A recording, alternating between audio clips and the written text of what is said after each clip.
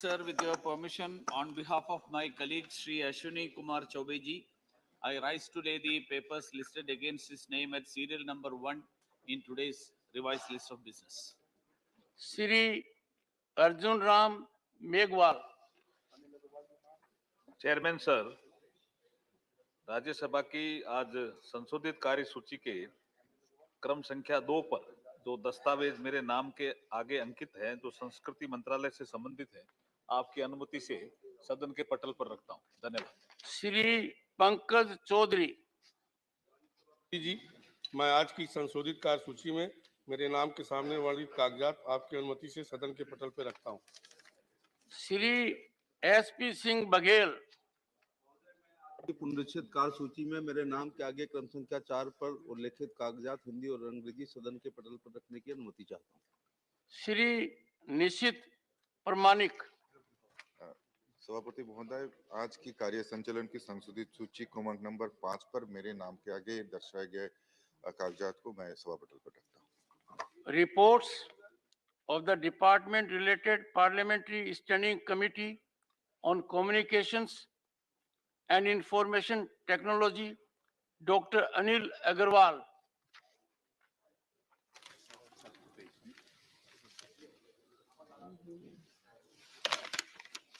माननीय सभापति जी, मैं अपने नाम के सामने यथा सूचीबद्ध संचार और सूचना प्रौद्योगिकी संबंधी अस्थायी समिति के 37वें, 38वें, 39वें, 40वें, 41वें और 42वें प्रतिवेदन हिंदी और अंग्रेजी सभा पटल पर रखता हूँ।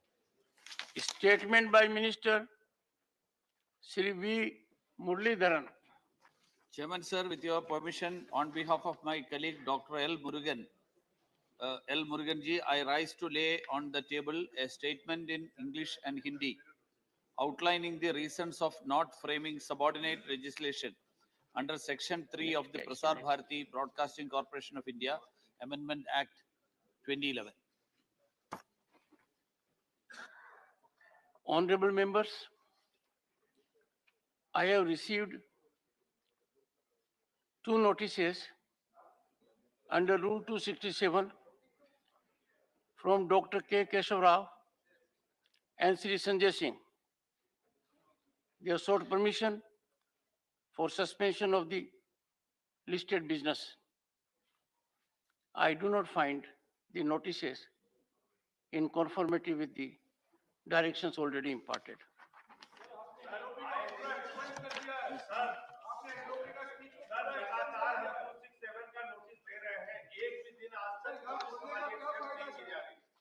और इसके विरोध में हम लोग सदन का आउट कर रहे हैं। हमारी पार्टी ये पूरी तरह से गलत है। ये अडानी मोदी का महा घोटाला है सर, इसकी जांच जेपी से होनी चाहिए। ये हमारी डिमांड है।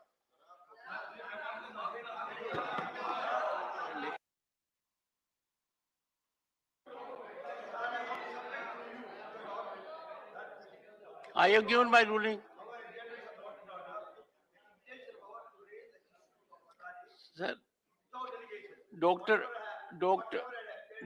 K. Keshav Rao ji, Dr. K. Keshav Rao ji, you have, one second, you have articulated very effectively what you mean to convey, and very effectively and rationally. Having, one second, having taken note of that, I have given my ruling, please.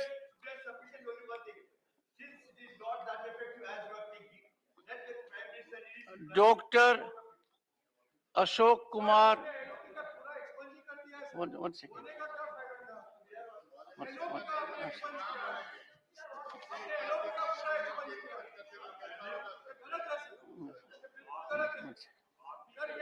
Honorable members, take your seat.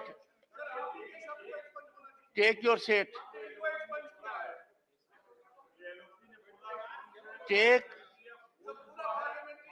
Would you take your seat now? No, would you take your seat? What do you mean by नहीं मान सकते? नहीं, what do you mean by being so judgmental? I'm surprised. नहीं, I'm surprised. बोलिए मुकुल जी, आप बैठिए, let Mr. Mukul से। आपको नोटिस दिया, आपने उसे खारिज किया। आपने कहा कि मौका मिलेगा, मोशन ऑफ थैंक्स पर आप कह सकते हैं। मोशन ऑफ थैंक्स पर एलओपी ने अपनी बात कही, उसको आपने एक्सपंज कर दिया। एलओपी ने कौन सी ऐसी बात कही जो असंसदीय है? बैठिए बैठिए, एक मिनट बोले प्रमोद जी, बैठिए बैठिए। अदर्स में take seat please, take seat. Orissa assembly में, कर्नाटक असेंबली में मैंने 3-4 उदाहरण देखे। जो शब्द नेता विरोधी दल ने प्रयोग किए हैं वो पूरी तरह पार्लियामेंट्री है। यहीं बैठकर मनमोहन सिंह जी ने इन शब्दों का प्रयोग किया था और वो आपकी कार्रवाई में सम्मिलित है, आप देख लें। तो मैं सिर्फ ये कहना चाहता हूं, आप ही के आदेश का पालन हो रहा है कि भाई 267 में नहीं, जब राष्ट्रपति के भाषण पर चर्चा हो बोल लेना, उसमें बोल रहे हैं।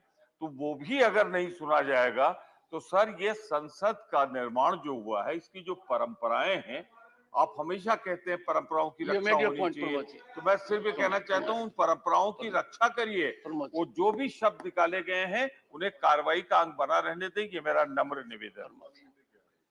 Honorable members, I examine the proceedings in the light of rules framed by the House, and Rule 261 casts an obligation on me to make such sweeping observations that everything has been removed is not appropriate. I expect the honorable members first to go through what has been expunged. I have one second, sir.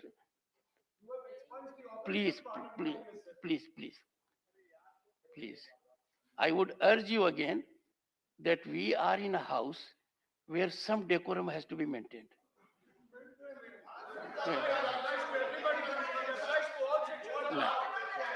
I have taken my call. Dr. Ashok Kumar Mittal. One second.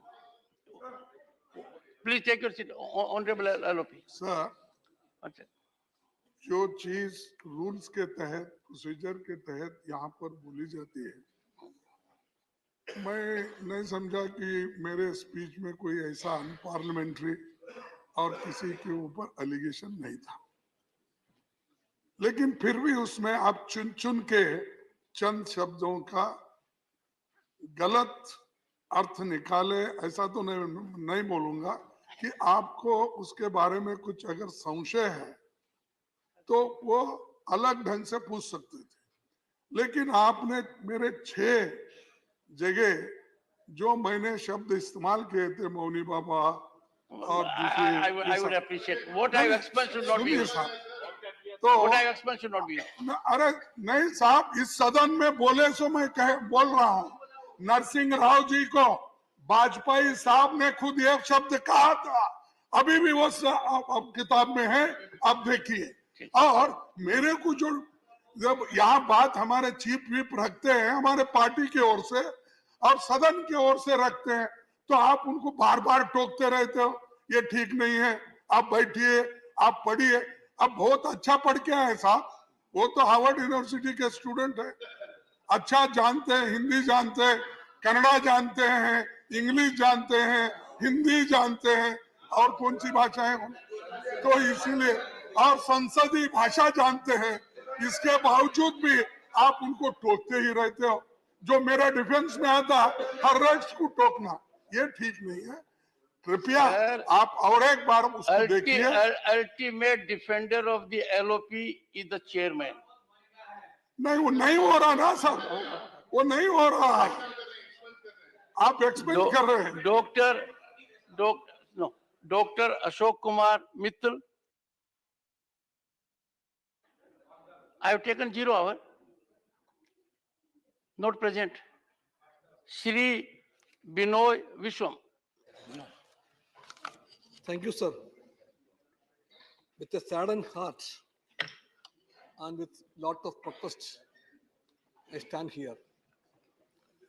My concern and our concern, I should call it, is regarding the miseries of the Manrega workers.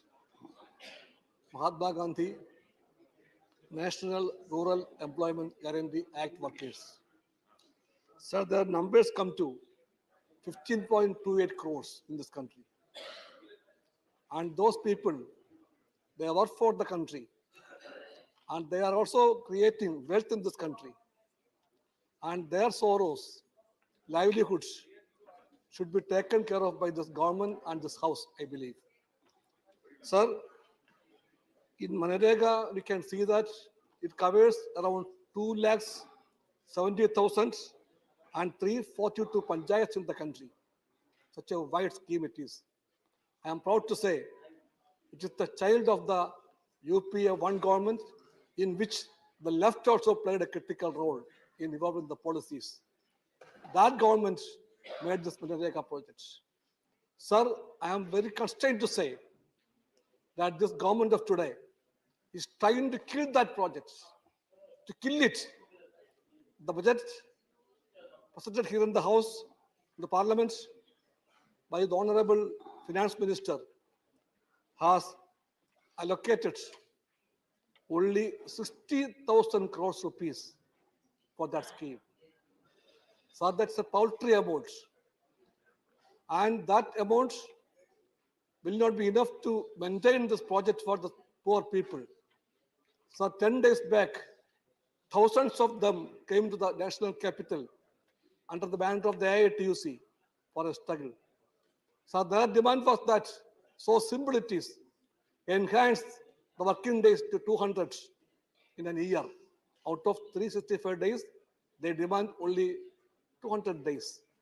Moreover, the minimum wage they demand is only rupees 700. So today they are getting only 217 rupees. The finance minister and the ministers here and the chair, please tell us, how can a family live by this bigger amount? 217 rupees per day. They are not living, surviving. So please think of them and request the House and the government to take the matter seriously and see that at least this remuneration should be improved to rupees 700 and the working days to be increased to 700 days and their minimum salary should be, wage should be 700 rupees per day. Sir, I am very sure that the government of the poor, as they claim, cannot forget this claim. Shri Imran Pratapgarhi. कितनी आशाइशें हंसती रही ऐवानों में, कितने दर मेरी कहानी पे सदा बंद रहे।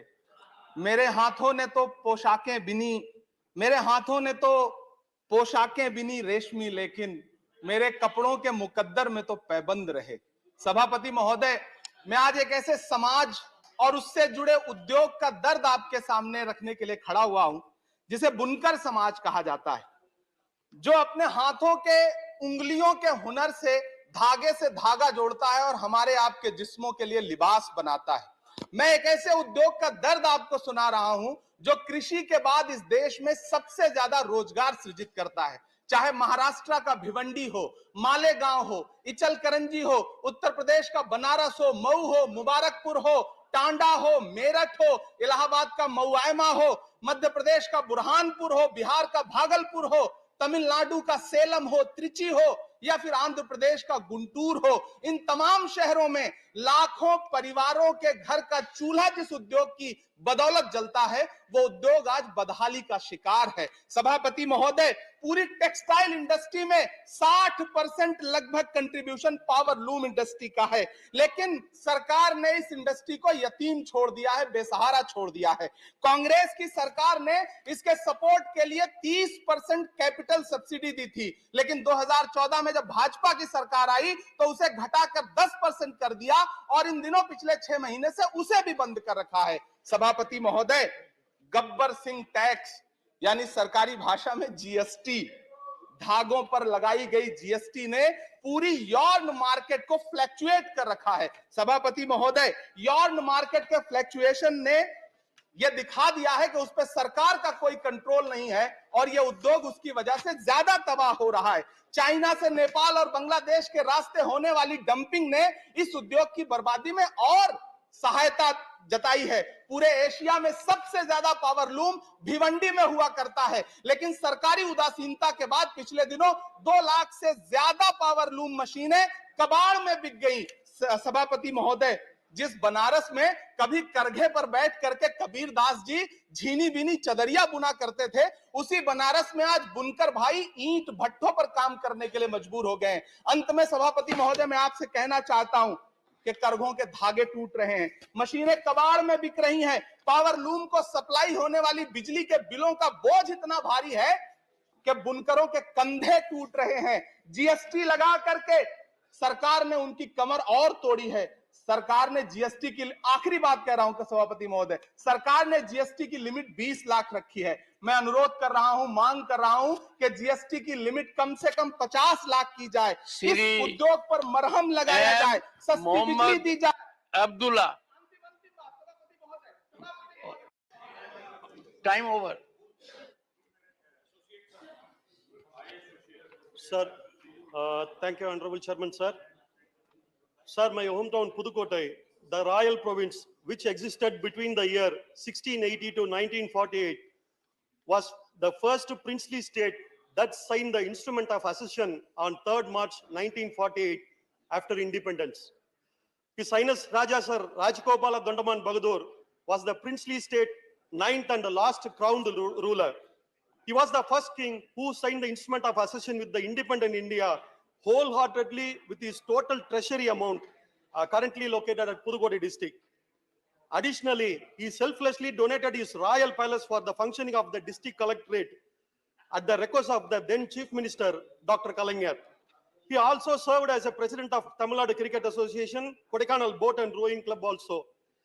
As soon as India gained independence, he decided to adjoin his country with India without any duress. His Highness Raja Sir was honored with many royal medals by the government. He died on 16th January 1997 at the age of 74. Sir, then the Home Minister Sardar Vallabhbhai Patel got the confidence to unite India along with the princely state only because of him. His Highness Raja Sir was honored with the George V Silver Medal and George VI Coronation Medal in 1937 also, sir. During the last years of his life, he shunned away marriage to serve the people and lived like a saint-like life, sir.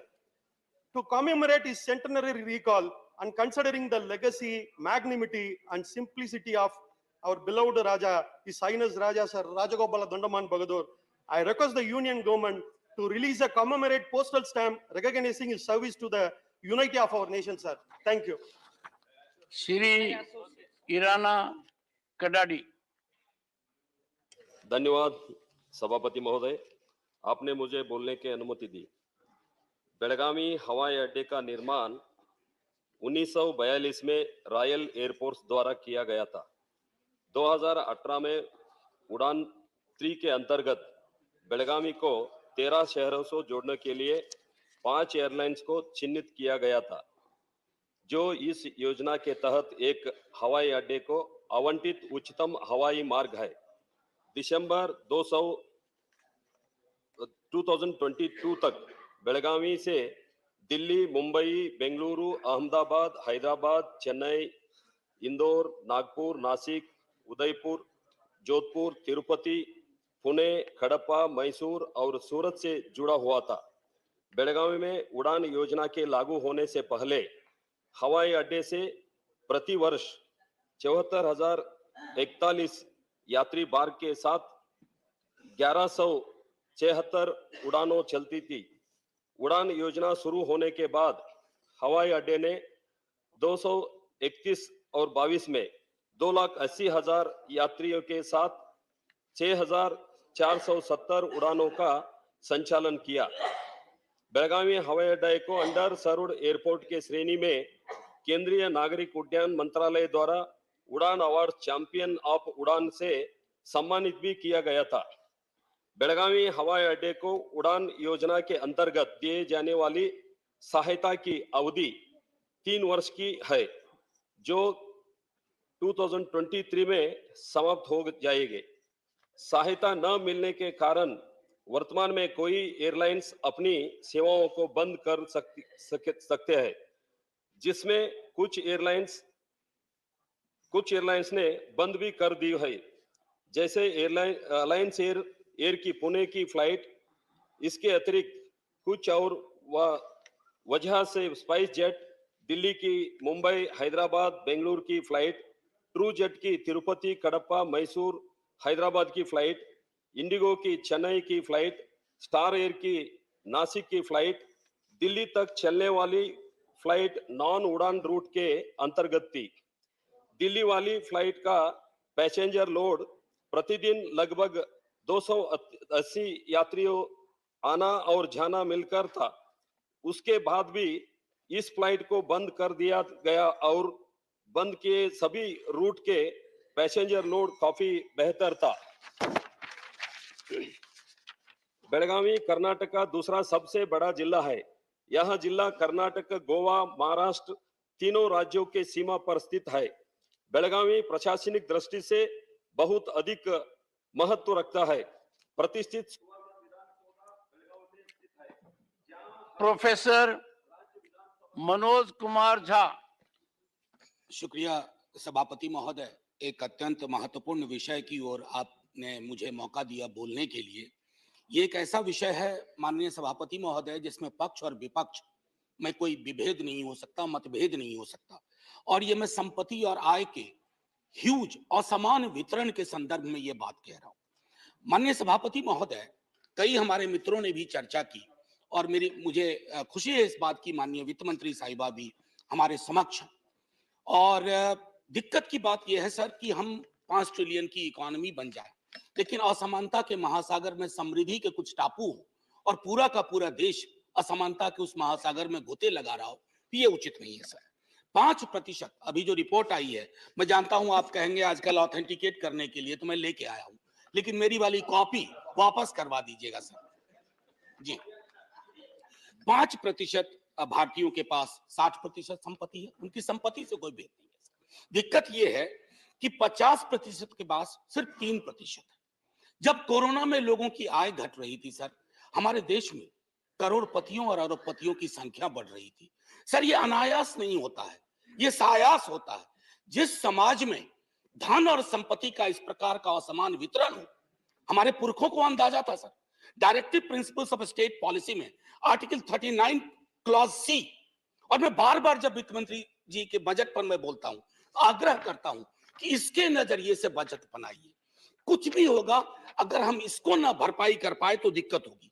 हमारे देश में भी sir सन 85 तक एक इस तरह के tax की व्यवस्था थी, वेल्थ और इनहेरिटेंस। कई विश्व की अर्थव्यवस्थाओं में ये व्यवस्था है, क्या हम इसे वापस नहीं ला सकते सर? इस एक छोटे से प्रोग्रेसिव टैक्स के बाद हमारे पास एक इतनी बड़ी संपदा होगी, इतना बड़ा पूल होगा कि वित्त मंत्री साहिबा को डेफिसिट नहीं देखना पड़ेगा। आप जो कुछ करना चाहते हैं लोक कल्याण के लिए, आप कर पाएंगी। मैं समझता हूं कि सर धनिकों के आधार पर, सुपर धनिकों के आधार पर जिस भी समाज ने अपने निर्माण की नींव रखी है, उस समाज में क्रैक्स आए हैं सर, ज्वालामुखी की तरह धधक रहा है असमानता का पूरा मसला।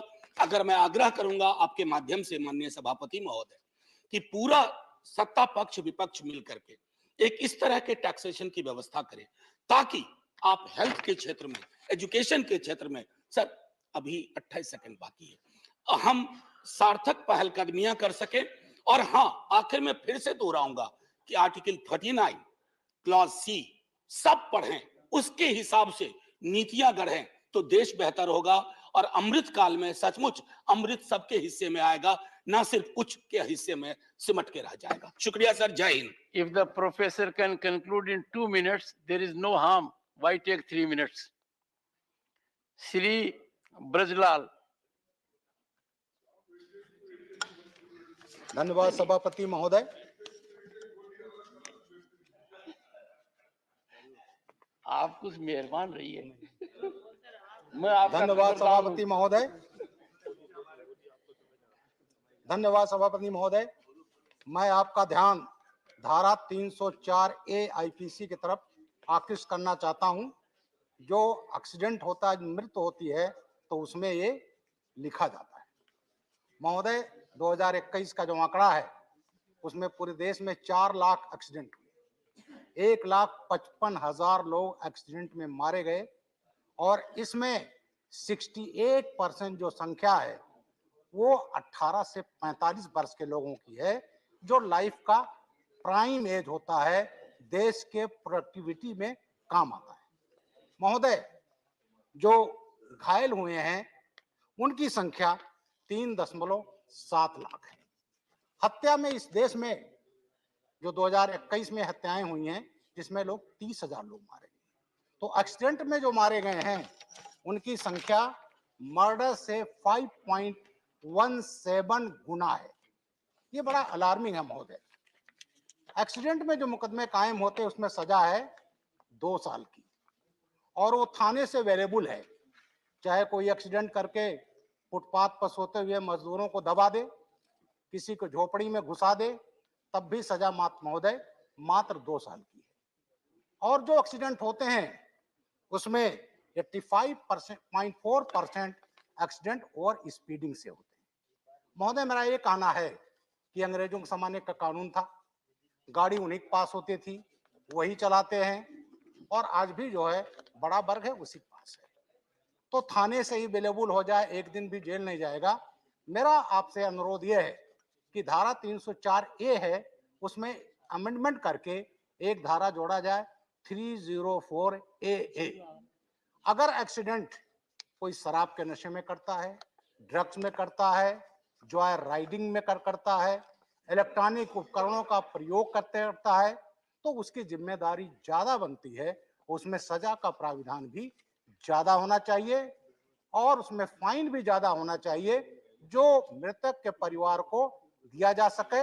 इसलिए मेरा अनुरोध है महोदय कि ये 304A में कम से कम 7 साल की सजा होनी चाहिए, जुर्माना ज्यादा होना चाहिए और वो जुर्माना जो मृतक का परिवार है उसको दिया जाना चाहिए। यही मेरा कहना है महोदय।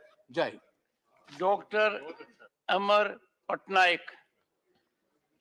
Thank you, Chairman, sir, for giving me this opportunity. Sir, as per the latest report of TRI, that is 31st July 2022, the overall tele density of Orissa is 75.23%, which is within the bottom 5 states of India. Even the Northeast has higher tele density at 77.98% and Jammu and Kashmir at 88.18%. The national average is 85.11%. So you can imagine the kind of service, the denial of digital services to the people staying in this region. Now, within this, the rural tele-density is only 62.73%. Internet density is 34.51%. All these statistics give one particular picture clear that the rural people of Orissa have no benefit from the extension of digital revolution in the country. The KBK region, sir, this has 7 aspirational districts. Now, in this region, sir, 10,000 villages have no internet connectivity, no tele-density, sir. 6,278 villages are still without mobile access or connectivity, sir. Now, wherever there is a internet connectivity, the signal is so weak that they have to either climb up to a house, and if they don't have a house because it's Malkangiri and areas, they have to climb up a tree, sir. Now, in this kind of a scenario, sir, it was envisaged to install towers, mobile towers, and there was a proposal for it. The proposal is LWU Phase 2. Reliance Jio was supposed to install 483 towers. Aspirational Districts Projects, 2,379 towers. 4G Saturation Project, 1,572 towers, and similar such proposals. But there is no timeline given for completion of these projects. When will they be completed? Similarly, sir, the BharatNet project, sir. Now this, the government of Orissa had asked for approximately rupees 327 crore under the special assistance for increasing utilization of BharatNet Phase 2 in the state. These funds have also not been released. So what concerns me is that the budget, the center's current recent budget estimates is 26% less than the previous budget estimate of last year and 37% less than the revised estimates. In such a scenario, sir, I shudder to think how this entire project will be completed and digital connectivity in the remotest part of Orissa, particularly the rural left-wing extremist affected areas, will be completed. So through you, sir, I urge the government to have a concerted effort in completing this project and ensuring that tele-density and internet connectivity increases in rural part of Orissa. Thank you so much, sir. Dr. Fozia Khan. Thank you very much, Chairman, sir. Sir, as per the data revealed by SAFAR, India Institute of Tropical Meteorology, IITM, the air quality of cities like Mumbai and Pune have dropped to poor and very poor levels, sir. So this is the result of the northeasterly and the easterly wind flow, which carries pollutants and moisture with it. The pollutants which flow from the Indo-Gangetic Basin and central India, combined with constant drop in temperature and the cloudy weather throughout the day, have rendered these pollutants to stay within the vicinity of humans, blocking their escape to higher levels in the atmosphere, sir. So usually when temperatures are high, humidity is less and there is dry weather with greater particle suspension. These pollutants are responsible for the falling of the PM 2.5 concentration to 317 micrograms per cubic meter in Pune and 313 micrograms per cubic meter in Mumbai, when the maximum possible limit is 60 micrograms per cubic meter, sir. A more or less similar situation is there throughout the state concerning these affairs. Additionally, it has left the doctors worried about a hike in cases of upper respiratory tract infections, bronchial asthma, and heart issues, sir. These pollutants could either be from dust or pollen or from vehicular emissions. Sir, although at present it's not in the hands of humans to alter the structure of winds and the climate, a robust mechanism to combat factors that lead to air pollution must be raised, sir, and the health infrastructure for this needs to be maintained to address such issues so that people affected, especially the senior citizens, sir, can avail themselves of the benefit of the same. At the end, I will only say, sir, be a part of the solution and not part of the pollution. Thank you, sir. Srimati J.B. Mathur Isham. Sir, I'm deeply obliged by the opportunity. I would like to draw your kind attention to the impending crisis faced by the paddy farmers in Kerala. So the paddy farmers in Kerala, the state corporation had procured 482 crores worth of paddy, but unfortunately only 45 crores have been paid to them. 437 crores is pending with them. And why this happened? Because about 580 crores is pending from the government, union government to the state, and 460 crore from the state government. So the farmers, if the paddy farmers are not provided with the money which they are rightfully due, it is pushing them towards the wall, and it is very, very unfortunate that the payment is not being paid. So all I'm asking for is that the union government should make the payment which is due of about 580 crores, sir. I'm not asking for 21,370 crores from State Bank of India, sir. I'm not asking for 70,000 from LIC, sir. All I'm asking is 580 crores, which is rightfully due to the paddy farmers of Kerala. So let me respectfully remind that our country's and this government's priority ought to be farmers and not a company.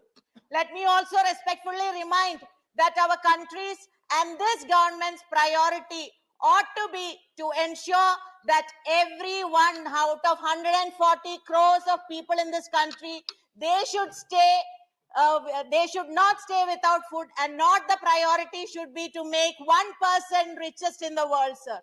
Let me also respectfully remind that our country's and this government's priority should be to ensure that not a single youth will stay without employment, and but not to make all sectors being given to one person, sir. So I take this opportunity to once again respectfully submit to remind this government that our priority is farmers, and in Kerala, this paddy farmers is facing grave injustice, and if union government is given this 580 crores, it will be a great blessing. And I can assure you one more thing, sir, if this 580 crores is given, nobody will in this country will ask for JPC. There will not be walkout. Sir, there will not be any kind of issue, but there will be definitely a great blessing by the farmers. Thank you very much for the opportunity. Shri Kartikeya Sharma.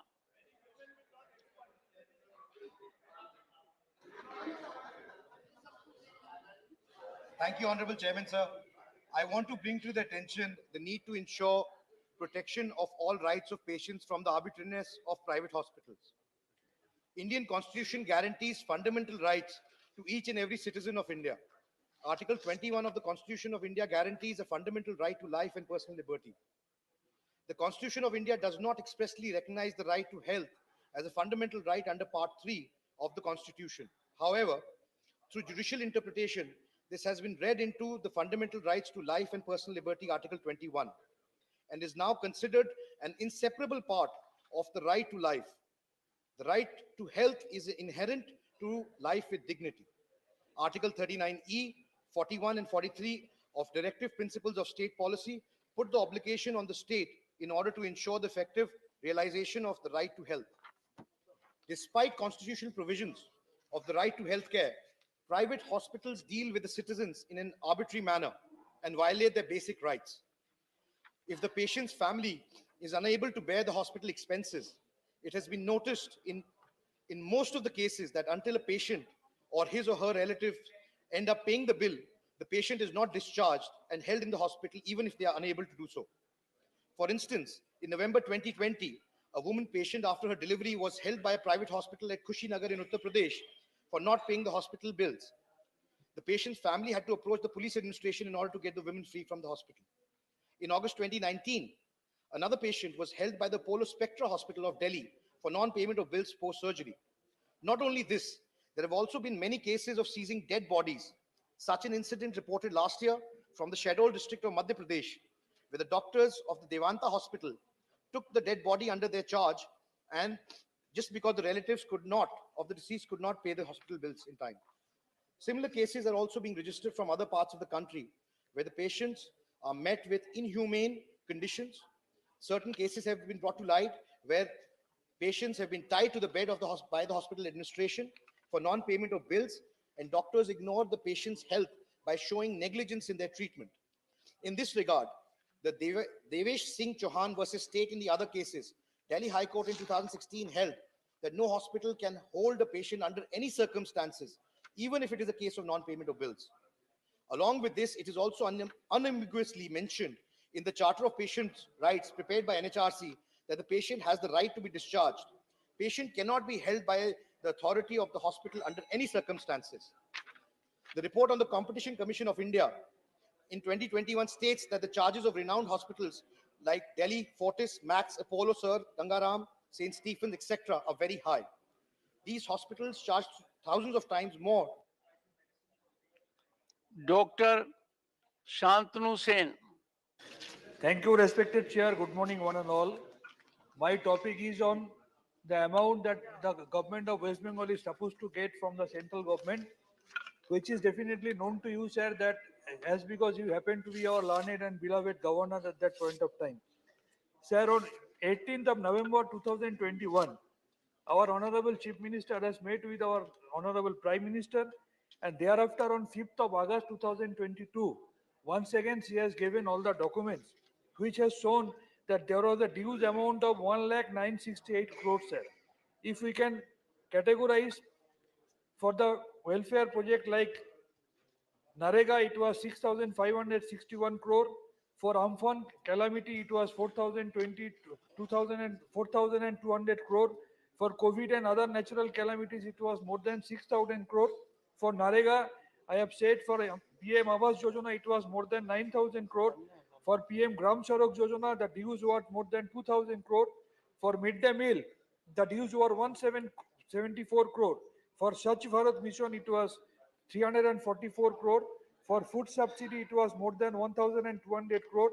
For PM Janavikas Karyakram Yojana, it was 44 crore. And the ongoing Geleghai Kapaleshwari flood, it was 178 crore. Said, since then till now, only a meager amount has been cleared, sir. At the same time, sometimes the funds are getting released at the fag end of the financial year, leading to complication so far the implementation of the project is concerned. So far the PM Awas Yojana is concerned, till date, we are supposed to get the first installment for more than 11 lakhs 33,000 houses, sir. So far the Narega is concerned, we have seen there has been a slash down of this budgetary allocation by 33%, though it is the largest social welfare project, sir. We can easily record the PM's comment regarding Narega, but unfortunately, we are yet to get a huge amount for this Narega project, sir. Sir, though West Bengal happens to be the one of the best performing states, but because of political vendetta, West Bengal has been facing this financial blockade from this government of India, sir. Sir, we have been facing several central agencies. Mid-day meal is facing CAG audit, but PM Chaos Fund is not facing any CAG audit, sir. This is very unfortunate, sir. So far the name changing is concerned, this government is the pioneer of changing the names of several projects, sir. My humble submission to the government, don't do this vendetta politics with the best performing state like state of West Bengal, which is doing its best under the leadership of Madam Mamata Banerjee. Kindly clear the dues for the social welfare projects which you are supposed to clear, sir. This is our humble submission before the government. Thank you very much. Siri Tiruchi Siva. Thank you, Mr. Chairman, sir. Sir, the health workers comprising of the doctors, the nurses, and the hospital staff are a vital part of the society, and they work selflessly and are considered to be the living gods on earth. So, but these health workers are constantly undergoing violence, sir. They face frequent violence in their workplace, not only physical violence, sir, but also damage to the hospital clinical establishments. Sir, according to a survey conducted by the Indian Medical Association, 75% of doctors surveyed had suffered at least one form of physical violence in their entire career. And most of them are done by the family of the patients. Sir, several factors contribute to violence against healthcare workers, including infrastructural gaps, weak security apparatus in clinical establishments, delayed response by law enforcement agencies, insufficient facilities of counseling attendance, unregulated entry of trespassers, lack of stringent legal provisions, and overburdened doctors. Sir, an amendment was made in the year 2020 in the Epidemic Diseases Act. Despite that, sir, the intensity is increasing day by day. Sir, the amendment merely safeguards also only violence against the situation during an epidemic situation. Sir, I urge the government, it should proactively work towards ensuring a safe environment for the health workers. Sir, it has to consider adding norms for hospitals to have security measures, including CCTVs and well-defined restrictions on the entry of visitors, and must also include cyber trial. Additionally, sir, these offences should be made as non-bailable. At present, sir, these cases are dealt only by very lenient IPC sections. Sir, before the punishment is given, everything gets slapped. Sir, 21 states and union territories already have a law in place, but we need a law at the union level, sir, to have a uniformity. Sir, the increasing frequency of cases is not only detrimental to them, sir, but of course, it shatters the edifice on which the doctor-patient relationship results, which is their faith. Sir, their dedicated involvement may also get disturbed. So taking all these into consideration, sir, the government, I urge again, ought to introduce a legislation in their favor that will instill the long-last confidence in the minds of the medical fraternity. Thank you very much. Sri Rajendra Gehlot.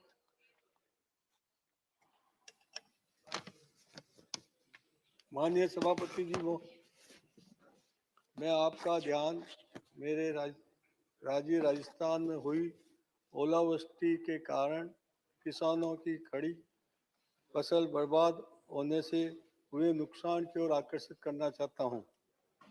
Rajasthan में ओलावृष्टि से सबसे बड़ी मार किसानों पे पड़ी है।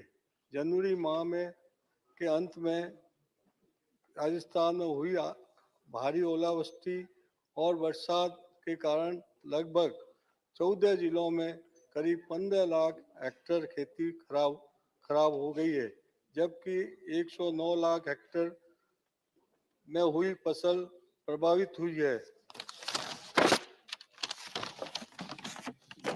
65% फसल बर्बाद हो चुकी है। इसका किसानों की आजीविका अर्थव्यवस्था पर गहरा प्रभाव पड़ा है। महोदय, राजस्थान सरकार को बार बार मांग करने के बाद भी इस फसल का जो आंकलन करके किसानों की मदद करनी चाहिए थी, वो मदद नहीं कर पा रही है। इसलिए मैं कृषि व किसान कल्याण मंत्री से आग्रह करूंगा कि इस मामले में संज्ञान लेते हुए किसानों पर आई हुई इस आपदा और प्राथमिकता देते हुए राजस्थान के किसानों को नुकसान का आकलन अतिशीघ्र करवा कर किसान फसल बीमा योजना के अंतर्गत मुआवजा वितरण अतिशीघ्र करवाए की व्यवस्था करें, जिसे आपदा से त्रस्त किसानों को राहत मिल सके। धन्यवाद। Dr. V. Sivadasan. Respected Chair, I would like to share the burning issues of agriculture workers in our country. So, highest workers in India is in agriculture sector. So, Mahatma Gandhi told us India is living in villages. But sir, what is the condition of our agriculture workers in our country? They are not getting proper wages. They don't have enough employment in their village. Why it is happening, sir? Sir, the wage of agriculture workers, the average wage or per day wage is below than the price of the 1 liter petrol, sir. So it should be addressed. Sir, here, union government is not ready to provide any financial assistance for the upliftment of the agricultural workers in our country. Here, some states like Kerala, they are introducing some welfare measures for agriculture workers. The agriculture pension is there. Agriculture pension is there in Kerala. There, 1,600 rupees is a per month pension for agriculture workers. So why it is not implemented in Uttar Pradesh? Why it is not in Gujarat? So agriculture workers pension, the government, union government should take the initiative for implement the agriculture workers pension. The agriculture workers welfare scheme, what is the condition all over India? The welfare schemes. So agriculture, the children of agriculture workers is studying very pathetic condition. Their education facilities are very bad shape. Their health facilities in villages are very bad shape. So agriculture, for the upliftment of the agriculture workers sector, the intervention of the government, union government is very necessary. Mahatma Gandhi Gramin employment scheme, guarantee scheme, what is the condition now, MGNREG? So day by day, we are hearing the news of reduction of fund allocation and the programs and projects. There, the duty of the union government is to provide the fund to the state government for the welfare scheme of the agriculture workers. Basically, they are the real annadatas of the nation. You don't forget the real annadatas of the nation. Sir, the salary of the agriculture workers, it should be increased. So the financial assistance of the union government is very necessary for that. In education sector, so children of agriculture workers in studying in villages without pakka building. So government should provide special scheme for agriculture workers' children. Well, government should provide the health facilities for them. Each and every village, special care, health care centers, government should arrange for agriculture workers. Thank you, sir. Thank you. Shrimati Shanta Chetri. Thank you, sir. My subject matter is demand for inclusion of Lepcha language in 8th schedule. Hamrimo, sir, it means in Lepcha language, namaskar, for allowing me to speak. I would like to draw the kind attention of this August House that Lepcha is a Himalayas language spoken by Lepcha people in Sikkim, parts of West Bengal in Darjeeling and Kalimpong. The United Nations National Scientific and Cultural Organization, UNESCO, lists Lepcha as an endangered language. The Lepcha language is spoken in Sikkim and Darjeeling and Kalimpong district in West Bengal. Sir, the 1991 Indian census counted 39,342 speakers of Lepcha. Lepcha is considered to be one of the indigenous languages of the area in which it is spoken. Lepcha people have their own indigenous script. I humbly urge the August House to draw the kind attention of the Honorable Prime Minister to include the long pending demand of Lepcha people to include their language in 8th schedule. This will ensure the preservation and growth of the rich language. Toksimo, sir, that means thank you.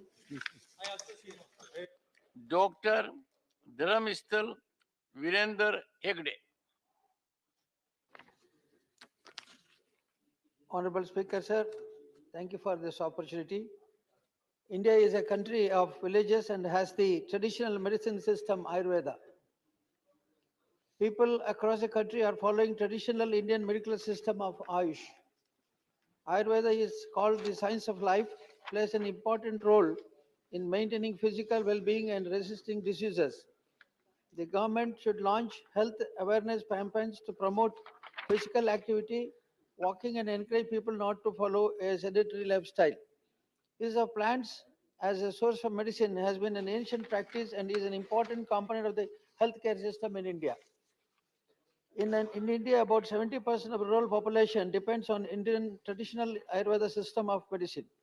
Most healers or practitioners of the traditional system of medicine prepare formulations by their own recipes and dispense to the patients, improving the information and services provided in local pharmacies that are the primary source of treatment for many ailments in rural areas might serve as an effective substitute for allowing an unregulated use of conventional medical treatment. The government campaigns should aim to promote Ayurveda and yoga as disciplines to help lead a healthy life. The government should launch a scheme in rural areas to popularize Ayush-based lifestyles, which are promoted through behavioral change in communication, training of village health workers towards identification and use of local medicinal plants, and provisions of Ayush health services. What are the measures taken by the Ministry of Ayush for further propagating the natural medical system, especially in rural areas of the country? Whether the government has prepared and distributing authentic publicity material on Ayurveda and yoga, including new media, internet, multimedia, print media, and digital media campaigns, and setting up platforms for the same. There is a need to revisit the state policies to further strengthen the traditional healthcare systems in the country. In view of the rising demand for Ayush modalities and therapeutics, the limitations of statutory regulations towards Ayush system need to be relooked. The Ministry of Ayush should devise mechanisms for centralized data collection and real-time monitoring with the states and UTS. It is evident that the Ayush system has a countrywide network and is playing a very important role in the mitigation of diseases with low cost. Ayush preventive measures play a vitally important role in maintaining the well-being of people. Various treatment modalities support the existing standard treatment protocols. Even some other countries are attracted towards this, and I wish that there is attention paid to this. Siri P. Wilson. Chairman, sir, I raise to bring to the kind attention of this august House the issue relating to the abolition of toll plazas on national highways across the country. Sir, I made a special mention in this August House requesting the abolition of toll plazas across the country and collect a one-time fee at the time of registration of the vehicles, and to ensure that the right to travel, which is a fundamental right, is accessible and available to all. On 15/11/2022, I received a response from the Honorable Union Minister of Road Transport and Highways in which he assured that in respect of the public funded project, the fee leviable would be reduced to 40% of the user fee, which means 60% of the fees alone will be collected in these toll plazas. Sir, I'm thankful to the Honorable Union Minister. However, I would like to place on record that this has not yet been implemented till today, thereby causing hardships, financial burdens to the peoples who have no choice but to use the toll roads and shell out huge money while crossing the toll plazas. Especially those living adjacent to the toll roads have to use the roads every day, and despite monthly passes available, it is still expensive for the common man. Sir, in Tamil Nadu, I can give two examples where even after realization of the investment, they are collecting even for 15 years. They are Paranur and Athur on Tambaram, Dindivanam, NH 45, and Nemili and Chenna Samudram on Punumali Valajapat, NH 4. Sir, as per National Highways rules, two toll plazas within 60 kilometers is prohibited. In the said letter returned to me, the Honourable Minister has mentioned that the issue raised by me with regard to the toll plazas being located within less than 60 kilometers distance of each other would be resolved. However, in Tamil Nadu, out of 48 toll plazas located, as per National Highways rules, there could be only 16 toll plazas. Thus, there is an excess of 32 toll plazas. In fact, National Highways Authority of India itself has identified 22 toll gates located within 60 kilometers of adjacent plazas on 13 national highways in Tamil Nadu. And these toll plazas are yet to be removed. Sir, ultimately, the lower economic class and middle class are suffering. Small-time vendors, lorry operators, and transporters are spending huge chunks of their monthly budget towards toll. These are people who even pledge their jewels to make ends their meet. We should not put the burden of paying for road infrastructure on them. Sir, the problem is not only in Tamil Nadu, but it is seen in pan-India. There are more than 1,000 toll plazas in India. These are toll plazas in which public is compelled to pay toll plazas for incomplete facilities, that too at exorbitant rates. To make matters worse, NHA increases toll plazas mechanically year by year. There is no independent regulatory authority which determines the toll fees. The formula adopted to justify periodical increase of toll fees is higher, unscientific, no rationality, and highly arbitrary. An official in the cadre of deputy secretary simply raises a mathematical formula found in the concession agreement and keeps on increasing the toll fees mechanically. Even the state government's public transports are charged. So therefore, the time has come where all toll plazas have to be abolished completely, as it hampers free movement, development, and industrialization. I urge the Honourable Transport Minister to look into this matter urgently. Shri Jose K. Money. Thank you, sir. Yes. This is about a severe crisis faced by the fishermen community. There are about 28 million people in the country rely on fishing for the livelihood. In Kerala itself, there are about 11 lakh fishermen. The worst flood which hit the Kerala in 2018, they rescued about 50,000 people who were in the verge of death. So the livelihood of the fishermen community is getting hampered due to erratic weather condition, threat of climatic cyclonic storms, coastal erosion, excess tourism and development projects, which leads to large-scale displacement of fishing community. They have been hit hard by the aggressive trawling by the foreign fishing vessels and commercial fishing. The families are in constant danger of displacement. We take the case of tribal communities. The right of our forest resource were recognized by the Forest Right Act 2006. The act recognized the symbiotic relationship of the tribal communities with the forest. They are given individual as well as community rights for the forest resource. In the same way, sir, the fishermen community had the traditional right of our marine resources. They are sons of sea. However, there are no laws currently in place to protect their rights. In this regard, I would urge the government to come up with a suitable legislation in the lines of the Forest Right Act to recognize the right of fishing community over marine resources. Thank you. Question number 76, Shri Jose K. Money. Question number 76. Honorable Minister. Sir, the reply is laid on the table of House. Supplementary one. So the limonite minerals have extensive application in atomic energy, defense and space sector for various strategic purposes in the country. In the draft proposal for amending the Minerals Act 1975, government has proposed to revoke its 2019 ban on private entities. Just days before the draft proposal was placed before the public consultation, it is alleged that the two new companies dealing with the same strategic important rare materials have been registered by the leading corporate company, which is already facing an allegation. So this will definitely opening up this area. Please ask your supplementary. Yeah, I'm coming. This is the question, sir. Opening up the strategic mineral sector to private entities against national security. What is the government stand on the proposed amendment, and does the government have any plans to reconsider its decision regarding opening up this critical sector to private entities? Honorable Minister. Chairman, sir, through you, I wish to inform the honorable member that, as he rightly mentioned, limonite has varied properties. It's used in paint, in paper, also nowadays in the aviation sector, in the making of aircrafts, even the health sector, the making of implants. But as such, there has the price of the limonite, because which is available from 3 states, primarily Kerala, Odisha, and Tamil Nadu, is determined by the market dynamics.